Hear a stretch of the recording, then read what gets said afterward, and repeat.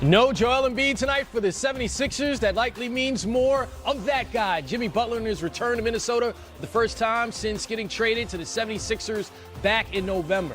Minnesota, Philadelphia, a game with so much drama you're going to see right here on NBA TV. Welcome to the Auto Trader pregame show. Chris Miles here with Caron Butler and Carlos Boozer. Let's share the love, fellas. What's happening? All right, we start our show with some breaking news about four-time MVP LeBron James. With the Lakers out of playoff contention, LeBron will sit out the last 6 games of the regular season. LeBron sets a new career low in games played at 55 and minutes per game in 35. He missed 18 games after Christmas with a groin injury, and that seems to be the catalyst for him shutting it down for the season. Here's the Lakers' statement from Magic Johnson, quote, "After consulting with our team, doctors, and medical staff, we have decided to hold LeBron out of games for the remainder of the season. This decision will allow his groin to fully heal and is best for the future success of both LeBron and the Lakers," end quote. Now, LeBron James, also a career low in points in a season, being that he only played 55 games. So looking at his all-NBA streak, 14 years in running, does it come to an end this season? Look, I think it does, but I don't think that's priority no longer. I think priority is preserving him for the longevity of this contract. And he signed I believe it was 4-year deal. 4-year deal. 4-year deal, so he's going to be in Los Angeles for the next 3. And you want to maximize that space and that window and that opportunity. You want to make sure that he's available. And in order to keep him available, you don't want to lose him loosely in the last 6 or 7 games when there's not really anything at stake. But the one thing I would say is that you have to be available, you have to be out there in order to catch Kareem at some point. And I know that's a milestone that he want to get. And, you know, that GOAT conversation, that short list of guys, he want to, you know, continue to keep that conversation going. So it's going to be interesting to see what happens going forward. So you think history comes to an end as well? Yeah, I do. I think this year, you know, him only playing 55 games, a little bit less than 2,000 minutes this season. There's some guys that's been balling. The Greek Freak, Kevin Durant, Paul George, Kawhi Leonard, Blake Griffin, and LaMarcus Aldridge, just as forwards. All their teams are in the playoffs. They played very well this season. And again, to what Caron said, it's not really what LeBron's not really playing for an all-NBA team. He's playing for championships, and that's it. I think he also is trying to catch Kareem. So some of these games, you know, some of these, there might be 7, 8 games left on the schedule for the Lakers. Some of these games, you get 25 points, 30 points here, 19 points. It adds up. And I'll also say this, though. They're not going to the playoffs. Yeah. So he's going to have 4 solid months to rest that groin, see what they end up doing in the offseason. You know, I do think that Magic and the organization there is doing a good job of trying to preserve him for the future. But 4 months is a long time, especially for LeBron James. If anybody deserves it, it's LeBron James to get some rest. But he got all summer to rest, Caron. Yeah, he's going to get right. And he said all summer, that's 4 months to preserve himself, you know, get his tempo right. 56,000-plus minutes. It's a lot. Come on, man. And look, you're just talking about he's played 12,000-plus minutes more than anyone else in the last 16 years in the association. That's equivalent to 4 basketball seasons. That is amazing. Yeah, LeBron James, amazing career this season coming to an end prematurely. And it's been an eventful season for Jimmy Butler. During the beginning of training camp on September 20th, Butler requested a trade from the Timberwolves. Then on October 11th, he called out his teammates and management during a heated practice. A month later, November 12th, Butler was traded to the Sixers for Dario Saric and Robert Covington. On January 15th, Butler scored 19 points against his former team in the Sixers' 42-point win. And let's bring in Keith Pompey from the Philly Inquirer. Keith, you know, you had the report today that Joel Embiid will miss the next 3 games for the 76ers. Philly, 3.5 games ahead of Boston and Indy for that 3rd spot in the East with just 6 games left. So how much did their positioning in the standings affect this decision with Embiid? It affects it a lot. I mean, the fact that they can still go out there and clinch it. But at the same time, it's one of those things where, you know, they really need Embiid on the floor. I mean, I understand that, you know, they're going to get the 3rd seed. But I think from a team bonding standpoint, I mean, he needs to be out there. They have not played a lot of games with this starting lineup, you know, since the trade deadline. And I think Embiid really needs to be out there. But again, you have to make sure that he's healthy for the playoffs. Oh, Jimmy Butler returns to Minnesota tonight. He said, quote, "I might join in on the boos." What do you make of his willingness to play the role of the villain? Jimmy's he's kind of hyped up tonight. I mean, typically, when you come to the arena, Jimmy does his shooting before he gets here. Well, Jimmy was out there shooting the ball during pregame. I think that he's going to go here. He know they're going to boo him, and he really wants to be that villain, like you said. He wants to put on a show for these fans and say, hey, we love you, Jimmy, but we hate you, Jimmy, but we love you. So that's what he's going to do tonight. You recently wrote that the 76ers need to get Tobias Harris more involved in the offense. What are you seeing in his lack of opportunities? It seems like, right now what I see Ben Simmons has the ball in his hands, so he dictates things. I see with Joel Embiid being around, it's one of those things you have to feed him because he's the franchise player. And also you want to get Jimmy Butler involved. And it just seems like when Embiid plays, Tobias is just there. It's one of those things where you see him like looking like, give me the ball, give me the ball, give me the ball, and they just don't find him. And in order for the Sixers to go far in the playoffs, it has to be Embiid, Tobias Harris, and Jimmy Butler. So they really need to utilize him and get him the ball. I think that is right now they don't run any plays for him. He's just there. But it just seems like for whatever reason, when Embiid comes out there, he's like the guy with the short straw. Keith Pompey from the Philly Inquirer, thank you for keeping us informed with everything happening with the 76ers. And we'll keep an eye out on what's happening with Tobias Harris and his involvement in the offense. Thank you. Thank you. So looking at the 76ers, look, clearly it's been a really good season for them, but Booze, getting to that main point of, okay, you bring in a team of guys that can all contribute, Joel Embiid, Ben Simmons, Jimmy Butler, Tobias Harris, and what Keith was saying there, okay, now Tobias is the odd man out, but they're going to need everyone in the postseason. How do you get that balance together? Yeah, I think this might be the right time. Obviously, they're letting Embiid rest a little bit, game here, game there. I think this is an opportunity where they can feature him a little bit more, get his swag up, get his confidence up going into the postseason. I also think Tobias is one of those guys I saw earlier in the year when I was watching Philly play that he can play without the ball in his hand. He does a good job of moving the ball, runs the floor in transition. A great guy to kick out to when you penetrate and suck everybody in. But right now, you want to get him rolling. He's been struggling a little bit. What better time than while Embiid's resting to get Tobias some shots? Well, even in mentioning that, okay, we've talked about Jimmy Butler's free agency, and then you look at Tobias Harris, the guy they just traded for. You want to keep him around. The 76ers need to make an effort, if you're the front office, to try to make sure he's happy and involved, right? Because you made an investment in him. Yeah, it's extremely important. But I think that Tobias Harris was, to Boo's point, he's the guy to get them over the hump.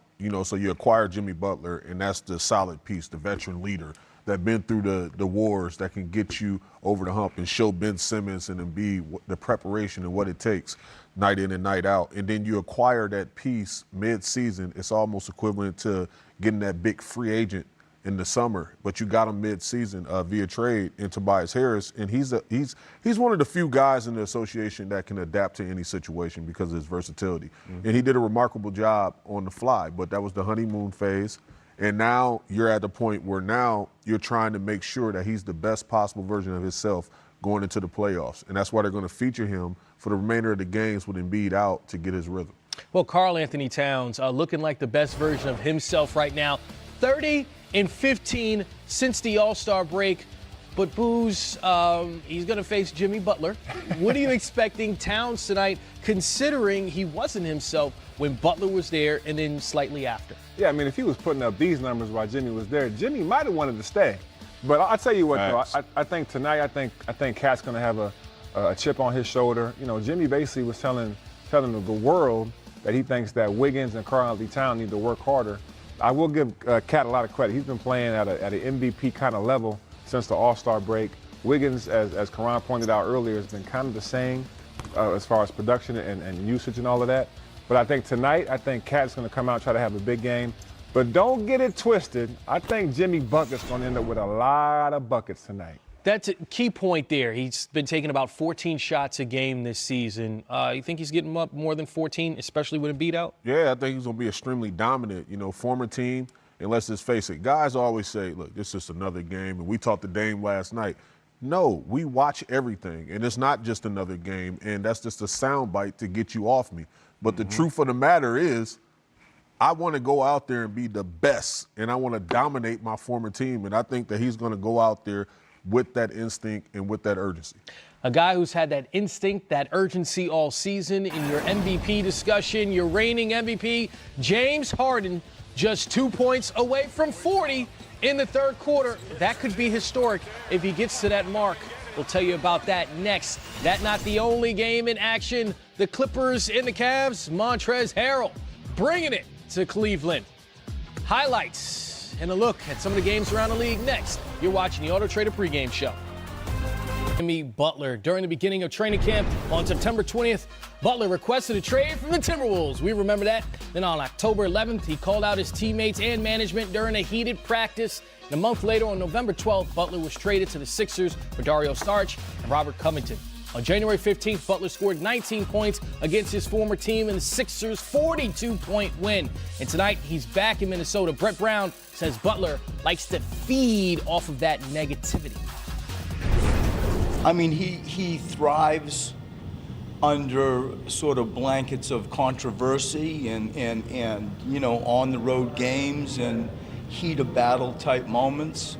I greatly respect it. And, you know, I think that when you look at sort of the high level competitors, it's part of their DNA. And it certainly is part of his DNA.